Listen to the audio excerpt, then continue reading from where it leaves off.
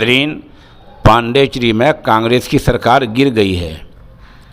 पांडेचेरी के वज़ीर आला नारायणसामी को आज 5 बजे फ्लोर टेस्ट में ये साबित करना था कि उनके पास अक्सरियत है, लेकिन उससे पहले आज उन्होंने इस्तीफ़ा दे दिया। उसकी वजह गालिबन ये बनी है कि 24 घंटे पहले एक मेंबर असम्बली ने और इस्तीफ़ा दिया था, जिस वजह से कांग्रेस वहाँ अक़लियत में आ गई थी। तो इसलिए आज नारायणसामी ने इस्तीफ़ा दे दिया है।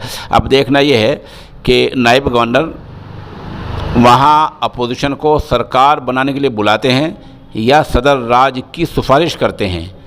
ये दो बातें अगले 24 घंटे में हमारे ख्याल में वाज़ेह हो जाएंगी। बतला दें कि वहाँ जो सरकार है पांडेचेरी में, वहाँ दिल्ली की तरह है। जिस तरह दिल्ली सूबाई सरकारों के इख्तियार कम है, ऐसी पांडेचेरी में होते हैं और वहाँ भी नायब गवर्नर का ज़्यादा दखल होता है। तो बहरहाल कुल मिलाकर पांडेचेरी में कांग्रेस की सरकार गिर गई है और पिछले 11 महीनों में 2 रियासतें कांग्रेस के हाथ से निकल गई हैं।